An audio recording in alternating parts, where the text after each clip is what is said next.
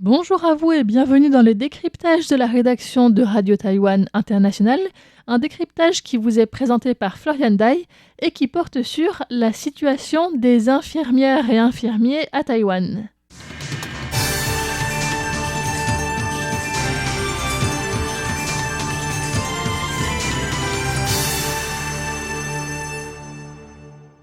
Un petit peu en écho au décryptage que Sasa vous a présenté récemment sur les difficultés dans le secteur de l'enseignement, eh bien aujourd'hui, je vais vous parler des difficultés qui sont rencontrées dans le secteur médical et en particulier pour le personnel infirmier.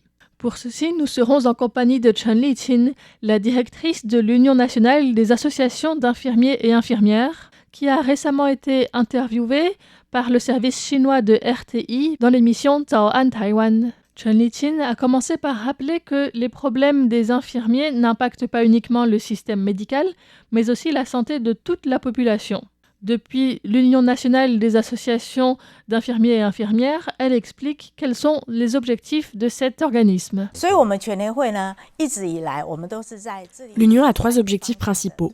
Premièrement, l'amélioration des conditions de travail. Deuxièmement, comme tout le monde a besoin d'être formé, on travaille aussi à intégrer l'enseignement, les examens, la formation et l'emploi. Et enfin, comme la question du personnel infirmier est un problème lié au système de santé, nous participons à l'élaboration des politiques de santé avec le gouvernement et militons pour des politiques qui permettent de créer un meilleur environnement de travail, afin que le personnel infirmier reste à son poste et y soit bien, et d'assurer la stabilité des soins infirmiers. Une des questions qui revient le plus souvent en ce moment à Taïwan est la question du manque de personnel et du nombre de patients qui sont à la charge d'une seule personne. Nous savons tous qu'il y a un manque de personnel, mais en réalité, le vrai problème est la perte de personnel. Pour l'ensemble de Taïwan, il y a au total 310 000 personnes qui sont certifiées, mais seulement 190 000 qui sont en poste. Cela signifie qu'il reste plus de 100 000 infirmiers qui refusent de travailler. Et pourquoi est-ce qu'ils ne veulent pas prendre de poste ? Parce qu'il n'y a pas de système de rétribution salariale juste. Les gens s'imaginent que quand on a fini nos études, en travaillant dans un hôpital, on peut toucher 100 000 $ taïwanais, ce qui est bien au-dessus du salaire minimum. Mais il faut aussi prendre en compte la valeur de ce qu'on donne par rapport à ce que l'on reçoit. C'est un travail à forte pression et à haut risque. Il y a un emploi du temps par roulement et nous n'avons pas toujours de vacances les jours fériés. Dans ces conditions, est-ce que c'est un salaire juste ? Les gens s'imaginent un salaire de 100 000 $ taïwanais, ce qui correspond environ à 2 750 €. De fait, le salaire moyen des infirmiers à Taïwan est plutôt autour de 1 500 € par mois et leur demande est d'atteindre les 1 700 € par mois. Pour cela, ça implique non seulement de réussir à attirer des gens, mais aussi à les garder. Et pour cela, ça demande d'avoir une charge de travail correcte et donc un nombre de patients à sa charge qui ne soit pas trop élevé. Ce ratio est défini par la loi. Jusque-là, il y a une norme qui exige une moyenne sur les 3 créneaux de 8 heures de personnel par patient. Mais ça fait que parfois, il y a moins de patients en journée. Et la personne de nuit se retrouve avec une charge trop grande. Donc nous demandons un maximum de patients pour chaque tour de garde, pas juste une moyenne. Il y a un accord de trouver avec le gouvernement. Il ne manque plus que de faire passer la loi. Dans un centre médical, par exemple, le maximum serait de 6 patients par infirmier pour le tour de jour, 8 patients le soir et 11 la nuit. L'horaire de jour est de 8h à 16h30, le soir de 16h à minuit et demi et la nuit de minuit à 8h30 du matin. Chen Li-Chin explique que le nombre de patients en charge dépend aussi du type d'établissement, puisque dans les hôpitaux qui traitent des cas plus graves ou complexes, les infirmiers seront en charge de moins de personnes, et au contraire, dans les hôpitaux d'un rang plus bas qui traitent des cas plus légers, eh bien, il pourra y avoir plus de patients par infirmier. Un accord est donc trouvé, mais la loi n'est pas encore passée. Le problème pour faire passer la loi, c'est que les établissements qui n'arrivent pas à respecter ces ratios seront alors dans l'illégalité et devront fermer des lits. Des gens qui devraient passer la nuit à l'hôpital seront renvoyés chez eux par manque de place et ces malades risquent alors de se tourner vers les urgences. Ceux qui peuvent rester chez eux avant qu'une place se libère devront attendre plus longtemps. En attendant, le personnel infirmier reste dans des conditions de travail qui sont rudes et fait parfois aussi face à des critiques, à de l'impatience, face à un système qui est beaucoup plus grand qu'eux.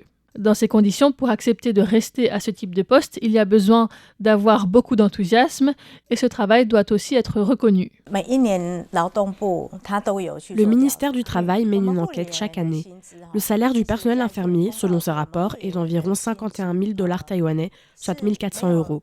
C'est assez bas, comparé aux autres professions médicales, que ce soit anesthésiste ou pharmacien par exemple. Mais nous sommes là nuit et jour au chevet des patients.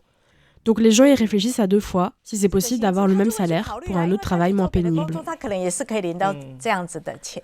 Une augmentation du budget est prévue et les infirmiers et infirmières demandent que cela arrive directement dans la poche des professionnels. C'est-à-dire que les hôpitaux annoncent clairement qui a fait combien de tours de nuit par exemple et quel est le bonus accordé chaque mois pour un tour de nuit.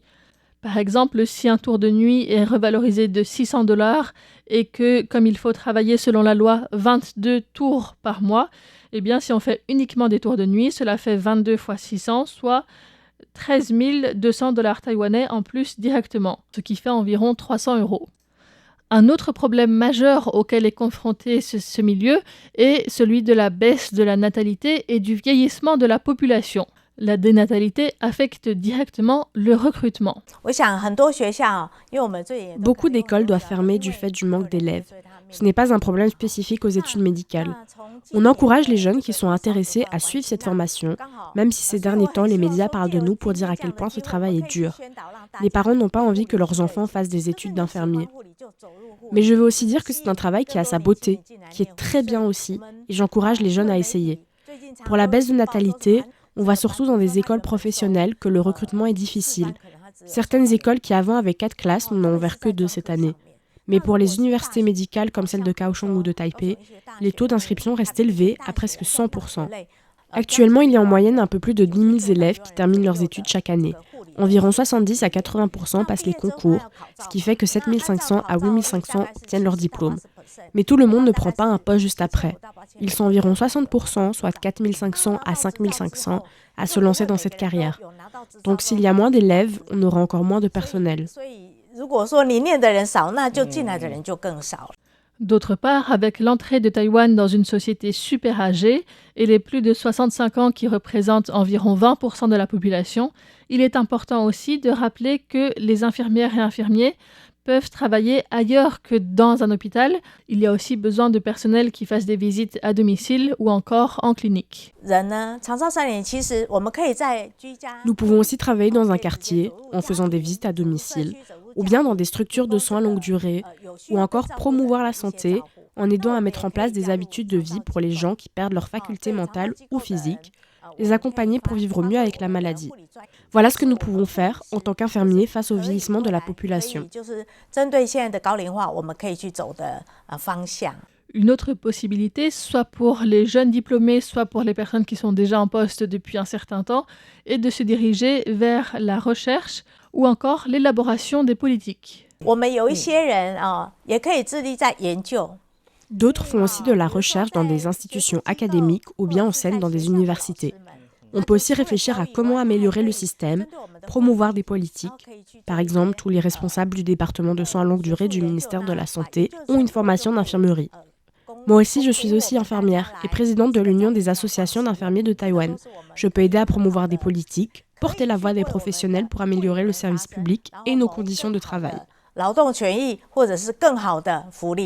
Et pour écouter la suite de cet entretien, je vous donne rendez-vous prochainement dans un autre décryptage où nous parlerons notamment plus en détail de la situation dans les urgences et dans les services de soins intensifs, toujours en compagnie de Chen Li-Qin, la directrice de l'Union nationale des associations d'infirmiers et infirmières de Taïwan. C'était une émission présentée par Florian Dai pour RTI. Merci de votre écoute et à bientôt.